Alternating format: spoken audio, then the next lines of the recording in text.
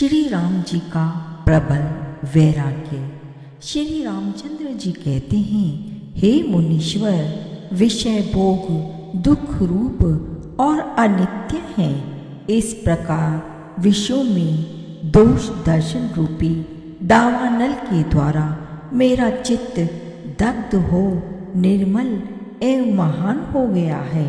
अतः जैसे जलाशयों में मृग तृष्णा का उदय नहीं होता, उसी तरह मेरे उस चित्त में भोगों की विषयों की आशा अंकुरित नहीं होती।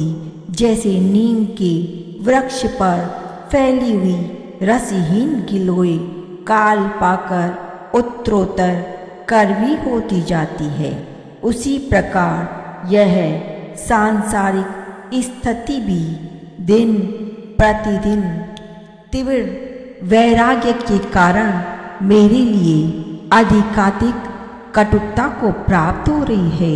हे मुनीश्वर, विविध चिंताओं से परिपूर्ण भोग समूहों एवं राज्यों की अपेक्षा चिंता रहित महात्मा पुरुषों द्वारा स्वीकृत एकांत सेवन ही मुझे अच्छा लगता है। सुंदर उद्यान मुझे आनंद नहीं देते हैं, विषयों से मुझे सुख नहीं मिलता और धन की आशा पूर्ति से मुझे हर्ष नहीं होता। मन के साथ साथ शांति में स्थित हूँ। मैं शांति पाना चाहता हूँ। मैं न तो मृत्यु का अभिनंदन और न ही जीवन का ही स्वागत करता हूँ। इस तरह संताप रहित होकर स्थित हूँ, उसी तरह रह रहा हूँ। मुझे राज्यों से, भोगों से, विषयों से, धन से और नाना प्रकार की चेष्टाओं से भी क्या प्रयोजन है। अहंकारवश ही मनुष्य इन राज्य आदि से संबंध रखता है, किंतु मेरा वह अहंकार ही गल गया है।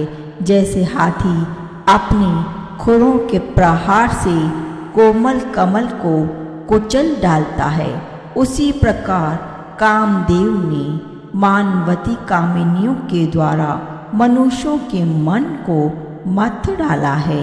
हे मुनिंद्र, यदि अभी निर्मल बुद्धि के द्वारा इस चित्त की चिकित्सा नहीं की जाती, तो फिर इसकी चिकित्सा का अवसर ही कहाँ रह जाएगा, क्योंकि रोग बढ़ जाने पर उसकी चिकित्सा कठिन हो जाती है। विषयों की विषमता ही विष है।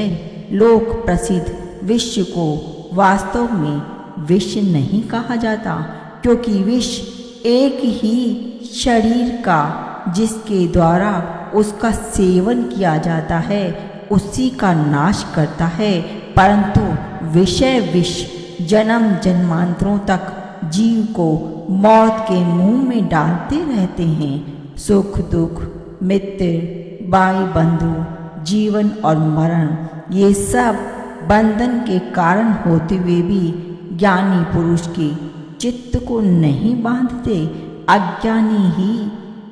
अज्ञानी का ही मन इनसे बंधता है। हे ब्रह्मन, आप प्राचीन और अवार्जिन बातों के जानने वाले महात्माओं में श्रेष्ठ हैं। इसलिए जिस प्रकार मैं शोक, भय और खेद से मुक्त हो यथार्थ ज्ञान से संपन्न हो जाऊं, वैसा उपदेश मुझे शीघ्र प्रदान कीजिए। अज्ञान एक भयंकर वन के समान है। जैसे वन में मृगों को फंसाने के लिए जाल बिछे होते हैं, कांटेदार जाड़ जंखार फैले रहते हैं तथा जगह जगह बहुत से ऊंचे नीचे स्थान रहते हैं, उसी प्रकार अज्ञान रूपी वन भी विषय वासना के जाल से आवेष्टित दुख रूपी कंटकों से व्याप्त तथा संपत्ति विपत्ति रूपी ऊंचे नीचे स्थानों से युक्त है। हे महात्मन, जैसे रात में ऐसी अंधकार राशि नहीं होती जो चंद्रमा की चांदनी से नष्ट न हो जाती हो, उसी प्रकार संसार में ऐसी दुश्चिंताएं नहीं हैं जो उत्तम अंतःकरण वाले महात्मा मनुष्यों के संग से क्षीण न हो जाए। वायु से टकराई हुई मेघों की घटा से जड़ते हुए जल बिंदुओं के समान क्षणभंगुर है। भोग मेघमाला के बीच में चमकती हुई बिजली के समान चंचल हैं तथा युवावस्था के मनोरंजन जल के वेग के समान चपल हैं।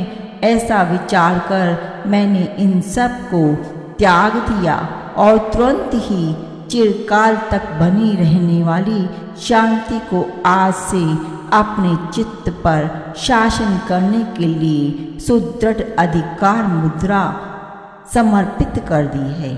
जैसे मृग तुच्छ तरणों के लोभ से ठगे जाकर गड्ढों में गिर पड़ते हैं, उसी प्रकार अंतःकरण की वृत्तियां निस्सार विषयों द्वारा ठगी जाती है और विशेष रूपी दुखों को भोगने के लिए उनके गहरे गर्त में गिर जाती है। जैसे देवता विविध भोग सामग्रियों से परिपूर्ण तथा चतुर्दश भुवनों के भीतर विचरण करने वाले अपने शीघ्रगामी विमान का परित्याग नहीं करते, उसी प्रकार विविध भोग वासनाओं से विस्तार को प्राप्त हुआ और समस्त लोकों में बेरोक टोक विचरने वाला मनुष्यों का यह चंचल चित्त भी कभी चपलता को नहीं छोड़ता।